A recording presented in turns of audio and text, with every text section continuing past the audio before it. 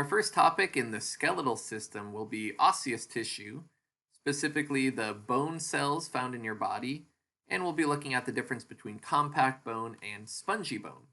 But first, a little introduction, starting with the functions of the skeletal system. There are a bunch, and some are really obvious. Like the skeletal system supports your body and gives it structure, protects your internal organs, and provides leverage for locomotion, meaning muscles pull on your bones to move your body. But there are some functions that are a little bit less obvious. For example, storage of minerals. Now, 98% of the calcium in your body is stored in your bones. And your bones will actually give out a little bit of calcium when your body needs it. Or if there's plenty of calcium, the bones will take in some of that calcium to store it. And this is important because you really need just the right amount of calcium being provided to the cells of your body at all times. You don't want too much and you don't want too little. We'll talk more about that later on. The skeletal system also stores fat in the form of yellow bone marrow. And red bone marrow is where all the different blood cells are made. And those two we'll talk about in more detail later on. One thing to keep in mind as we explore the skeletal system is that bones are not these static structures that aren't changing. They are changing. A lot is happening in your bones and on your bones. This is especially true if you're in a lab situation and you're studying these plastic bones. It really starts to make you feel like that's how they look or behave in the body. But I want to make sure we know that's not true. In fact, the whole last video in this osseous tissue series will be all about how bones are dynamic, how they are innervated with nerves, and they're vascularized with blood vessels. They go through ossification processes, they grow and they remodel themselves. Bones are pretty cool. Just think about braces. You know, when you have braces on, those aren't changing your teeth. They're pulling on your teeth to change your bone, to remodel your facial bones. So, bones can change. Okay, now let's think about osseous tissue. So, this is a type of connective tissue. And so, like all types of connective tissue, osseous tissue has what? Do you remember? All connective tissue has specialized cells and an extracellular matrix. And when you look at the matrix, there is always, except maybe for blood and lymph, there's just about always fibers found there and some kind of ground substance. So in the case of bone, our specialized cells are osteocytes, literally meaning bone cells, and then some other osteocells that we'll talk about next. The matrix has fibers, in this case collagen fibers. They help give a little bit of flexibility to your bones and tensile strength, which just helps resist stretching and twisting of bones. Think about gymnasts or something. They're putting a lot of tension on their bones, a lot of twisting motions, and for the most part, our bones are pretty good at not snapping even from all that twisting and that force. Ground substance, in this case, is hydroxyapatite, which are calcium salts. That's what's really making the bones hard so that they can resist compression. You can look up some of the facts about bones. I think they say that, pound for pound, they're stronger than steel, but then have the added benefit of being able to repair themselves. So the extracellular cellular matrix is really key to having both that strength, but also that flexibility.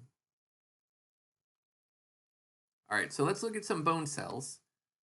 Osteocytes we already mentioned. Osteocytes are these mature bone cells that when the bone's not changing much, it's just kind of sitting there doing its thing. That's the osteocytes area. These other types of cells are when bones are growing or shrinking or changing. So you have stem cells called osteogenic cells. You have some builder cells called osteoblasts, and you have some cells that dissolve bone called osteoclasts. So we'll look at each of those a little bit more closely. So those osteogenic cells are the stem cells. Those will be active when your skeleton is growing, as a embryo and into your young years. But also as an adult, if you fracture a bone and it needs to be repaired, the osteogenic cells are going to help create new bone to repair it. Osteocytes, those are those mature bone cells, and they are monitoring the matrix, meaning they're making sure the fibers are all good, the ground substance, remember that hydroxyapatite, those calcium salts, make sure that's all good at the appropriate levels and so on. Those osteocytes are arranged in layers called lamellae. So in this case, these concentric rings, like a tree stump, those are the lamellae. The osteocytes sit in these little depressions. These are like little cavities called lacunae. So those are like little pools, little lakes. And then connecting these lacunae are these little canals called canaliculi. Two other types of bone cells are osteoblasts and osteoclasts. Osteoblasts build new bone through a process called osteogenesis. Osteoclasts cut away old bone through a process called osteolysis. Blasts build, clasts cut. Really what osteoblasts are these immature bone cells. They start as the osteogenic cells, those stem cells, and they turn into osteoblasts. And then for a while, they'll build new bone. But as they make bone, they will surround themselves in bone until they're stuck there. They can't really make any more. Then they become osteocytes. Osteoclasts are kind of a whole different thing. They're sort of like these immune cells. They have a bunch of nuclei, they're really big, and they basically eat away bone to release the calcium and phosphate and other minerals into the blood. These two have opposite effects, and so as we'll talk about later, they are the key to calcium homeostasis. Here's a picture of them. Let's say you need some calcium in the blood because your cells are crying out for more calcium. So the big multinucleate osteoclasts will cut away some bone and free up those minerals. But let's say at another time you want to build up some bone. Then you've got these osteoprogenitor or osteogenic cells that will turn into osteoblasts. You can see here they're building some new bone, but eventually they'll be surrounded by that bone, and then they become osteocytes.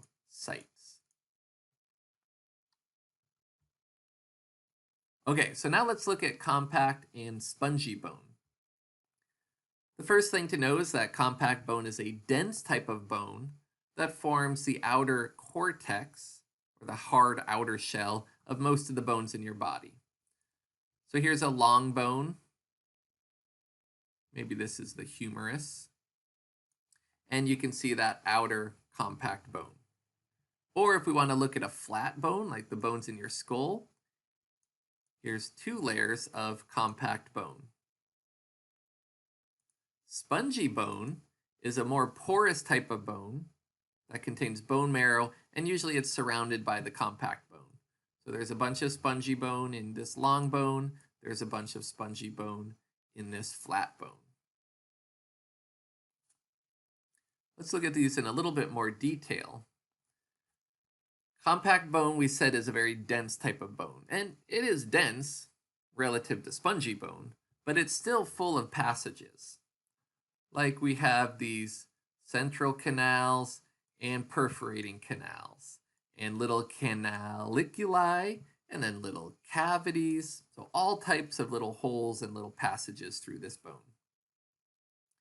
We'll look at these on a osseous tissue model that looks like this, but to really understand where this bone is coming from, look at this first. Here's this banana.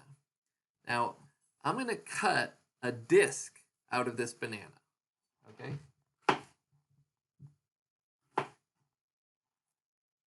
So now I have this disc. But the next thing I'll do is take a slice out of it, like a slice of pizza or a slice of pie.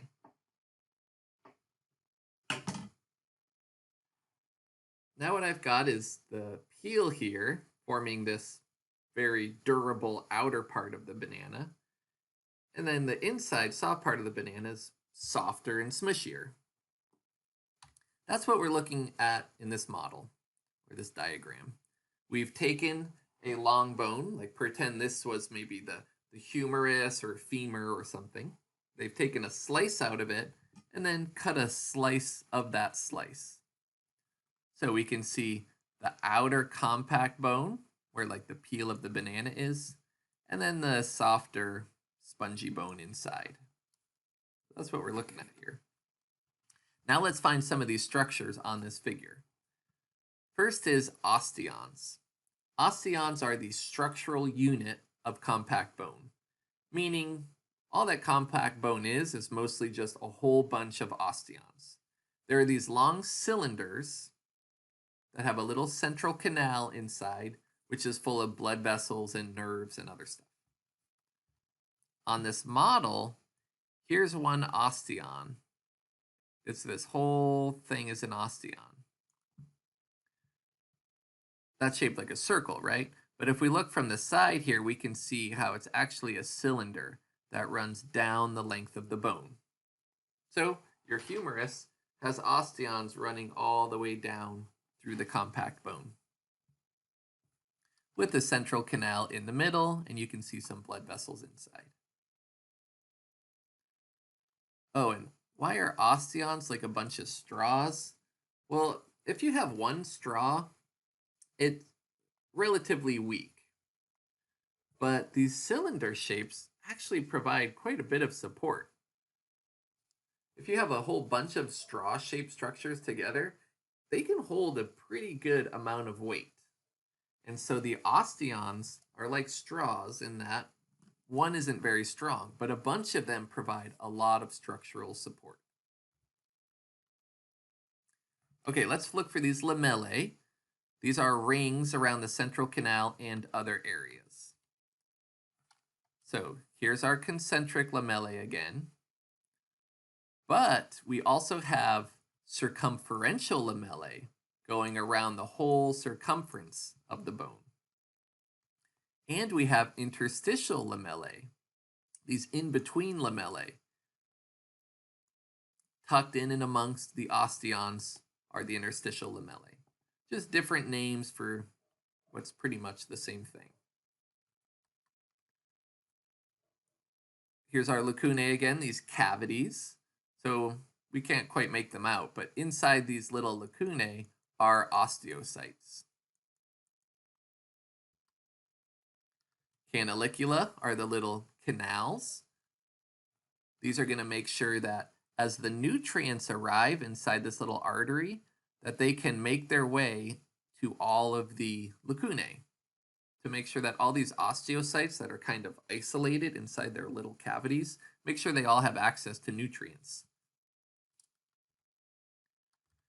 And last are those Volkmann's canals, or they're called perforating canals. You can see those here. These are just running perpendicular to the central canals, but their goal is the same. Get blood into the bone, and then take the used blood and all the waste and CO2 away from the bone. Spongy bone is also called cancellous bone. There's no osteons here. There are osteocytes, bone cells, of course, and there are lamellae. So there is kind of an organization to the spongy bone. But mostly what we care about are the trabeculae. These are the branching plates, the little thin fibers that you can see crisscrossing through spongy bone. And trabeculae is what makes the spongy bone so light. Now, one thing about trabeculae is that when it's healthy, these branches are fairly thick. But osteoporosis is one type of disease that leads to a reduction in bone mass, causing the bone to be less dense. So you can really see that in the spongy bone when these trabeculae get very thin. And there are lots of risk factors for osteoporosis. Pretty much your highest risk factors come if you're a woman who is of postmenopausal and smokes and doesn't exercise much and so on. But also genetics plays a role. One last note about trabeculae though are these are healthy trabeculae and these are kind of thin trabeculae. But these are trabeculae too in your heart. And these are trabeculae too in your spleen. What? For you youngsters, I put a emoji in. What? Here's the thing. These trabeculae aren't bone. This is just another case of where the anatomists, they like a term and so they reuse it. So in your heart, there are little branches of cardiac muscle called trabeculae. And in the spleen, there are little branches of connective tissue called trabeculae. So we'll see this term a lot. It just means like a bridge or a branch of tissue.